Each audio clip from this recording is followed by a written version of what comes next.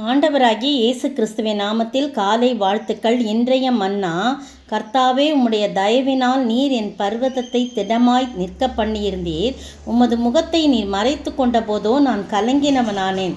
சங்கீதம் 30 வசனம் 7 பாருங்க, தாவீது சொல்கிறாரு, நீர் என்னுடைய பர்வதத்தை நல்லா நான் திடமாக இருக்கும்படி தான் செஞ்சீங்க. நான் ஒரு காலம் அசைக்கப்படுதுன்னு என் வாழ்விலே சொன்னேன்னு 6 சொல்கிறாரு. எல்லாம் ரைட்டு. ஆனால் ஆண்டவரே, நீர் உமது முகத்தை மறைத்து கொண்ட போதோ நான் கலங்கினவனானேன் அப்படின்னு சொல்கிறார். நீ ஒரு நிமிஷம் என் முகத்தை மறைச்சிட்டிங்கப்பா அப்படின்னு சொல்லி 5 அவருடைய கோபம் 1 நிமிஷம், அவருடைய தயவும் நீடிய வாழ்வுன்னு சொல்லப்பட்டிருக்கு. சாயங்காலத்தில் அழுகை தங்கும், விடியற்காலத்தில் களிப்புண்டாகும். ஏசாயா 54 கூட பார்த்தீங்கன்னா, அவர் இமைப்பொழுது உன்னை கைவிட்டேன், ஆனால் மிகுந்த இரக்க உருக்கங்களால் உன்னை சேர்த்து கொண்டேன். அப்போ இயேசு கிறிஸ்து கூட சிலுவையில் தொங்கும்போது ஆண்டவருடைய முகம் மறைக்கப்பட்ட போது, என் தேவனே என் தேவனே ஏன் என்னை கைவிட்டீர் என்று சொல்லி அவர் கேட்குறத பார்க்குறோம். அந்த முகம் மறைக்கப்படுச்சுன்னா, கடவுளுடைய முகம் மறைக்கப்படுச்சுன்னா நம்ம எங்கே போக முடியும்? நம்முடைய பாவங்கள் தான் அப்படி அவருடைய முகத்தை மறைத்து போட்டது. நம்முடைய பாவங்களையெல்லாம் அவர் சுமந்து கொண்டபடினால அந்த பாவத்தை பார்க்க முடியாத நம்ம ஆண்டவர் நம்முடைய முகத்தை மறைத்து கொண்டார் என்று சொல்லி போடப்பட்டிருக்கு. அப்படியா? அப்போ இயேசு ஒரு நிமிஷத்தை அந்த முகம் மறைக்கப்பட்ட போது அப்படி கதறி சத்தமிட்டு சொல்கிறத நம்ம வேதத்தில் வாசிக்கிறோம். இந்த அருமையான வேளையில் தாவீது தான் இந்த வார்த்தையை சொல்கிறார். தேவரீர், உமது முகத்தை நீர் மறைத்து கொண்ட போதோ, உம்முடைய முகத்தை நீர் மறைத்து கொண்ட போதோ நான் கலங்கினவனானேன் அப்படின்னு சொல்கிறார். அந்த 1 சாமுவேலின் புத்தகத்தில் 23 அதிகாரம், இந்த சவுல் தாவீதை துரத்தி அடித்து எத்தனையோ வேளையில் சவுலை தாவீதின் கைக்கு ஒப்பு கொடுக்குறார். ஆனால் கர்த்தர் அபிஷேகம் பண்ணினவர் மேலே நான் கை போட மாட்டேன்னு அவர் எவ்வளோ நல்ல விதமாக சொல்கிறார். ஆனால் இந்த இடத்துல பார்த்தீங்கன்னா சவுலுக்கு முன்னால் போய் ஊருக்கு போகிறான் தாவீதும் அவன் மனுஷரும் எஷிமோனுக்கு தெற்கான அந்தர வெளியாகிய மாகோன் வனாந்தரத்தில் இருந்தாங்களாம். அப்போ சவுலும் அவன் மனுஷரும் தாவீதை தேட வருகிறார் என்று அவனுக்கு அறிவிக்கப்பட்ட போது பாருங்க, அறிவிக்கப்பட்டது அவன் கண்மலிருந்து இறங்கி மாகோன் வனாந்தரத்தில் தங்குறான். அதை சவுல் கேள்விப்பட்டு மாகோன் வனாந்தரத்தில் தாவீதை பின்தொடரான். எவ்வளோ இடத்துல போய் ஒரு தாவீதை இப்படி பின்தொடர்ந்து வரான். சவுல் மலையின் இந்த பக்கத்திலும் தாவீது அவன் மனுஷரும் மலையின் அந்த பக்கத்திலும் நடக்கிறாங்க. சவுலுக்கு தப்பி போக தாவீது தீவிரித்த போது சவுலும் அவன் மனுஷரும் தாவீதையும் அவன் மனுஷரையும் பிடிக்கத்தக்கதாய் அவர்களை வளைந்து கொண்டார்கள். தப்பி போக முடியாது. மரணத்துக்கும் அவனுக்கும் ஒரு அடி தூரம்தான். சுற்றிலும் விளைச்சிடுறாங்க. அவன் தப்பி போக முடியாது. அப்போ இமைப்பொழுது அவர் என்ன பண்ணிட்டாரு? ஆண்டவர் என் முகத்தை மறைச்சிக்கிட்டாரே, ஆண்டவரே உம்முடைய முகத்தை நீ மறைத்து கொண்ட போதோ நான் கலங்கினவனானேன் அப்படின்னு சொல்லி புலம்புறதை பார்க்குறோம். இந்த சந்தர்ப்பத்தில் தான் ஒருவேளை அவர் சொல்லியிருக்கலாம், அப்போ ஆண்டவர் நம்முடைய பிள்ளைகளை ஒருபோதும் கைவிட மாட்டார். 27 பாருங்கள், 1 சாமுவேல் 23 அதிகாரம் 27 அந்த சமயத்தில் ஒரு ஆள் சவுலினிடத்தில் நீ சீக்கிரமாய் வாரும், பெலிஸ்தர் நம் தேசத்தின் மேல் படையெடுத்து வந்திருக்கிறார்கள் என்று சொன்னான்.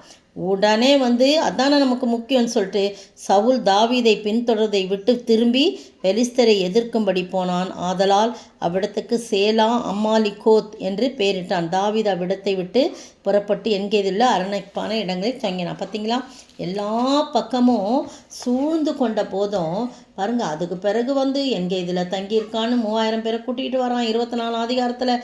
அதுக்கு பிறகு எவ்வளோ பெரிய காரியம் நடக்குது. 26 அதிகாரத்தில் பார்த்தீங்கன்னா சீப் வனாந்தரத்தில் அங்கே இருக்கிறான் இங்கே இருக்கான்னு சொல்லி இப்படியே அவரை துரத்தி அடிக்கிறான். ஆனால் தாவீது மேலே கை போட சவுலால் முடியவில்லை. காரணம் என்ன தெரியுமா?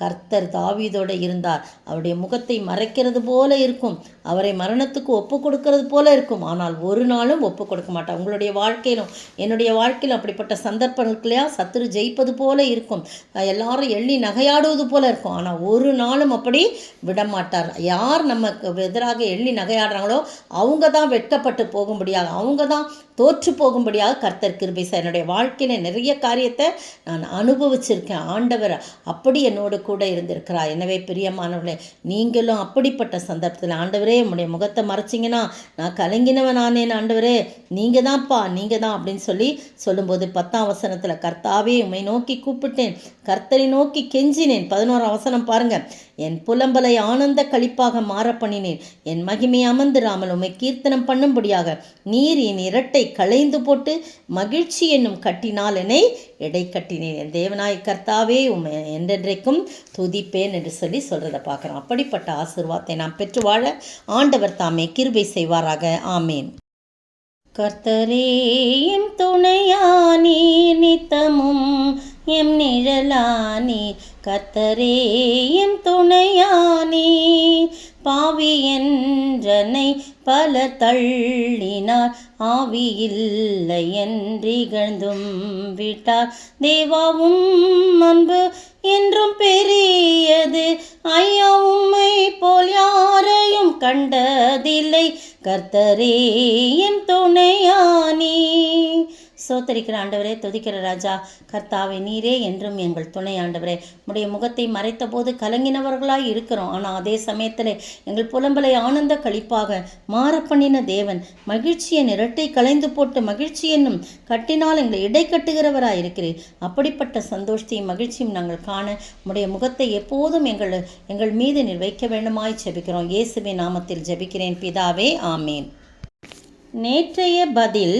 அவர் திரளான ஜனங்களை கண்டபொழுது அவர்கள் மேய்ப்பனில்லாத ஆடுகளைப் போல தொய்ந்து போனவர்களும் சிதறப்பட்டவர்களுமாய் இருந்தபடியால் அவர்கள் மேல் மனதுருகினார். மத்தேயு 9:36.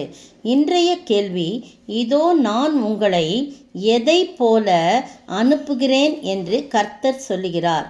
இதோ நான் உங்களை எதை அனுப்புகிறது போல அனுப்புகிறேன் என்று கர்த்தர் சொல்லுகிறார்.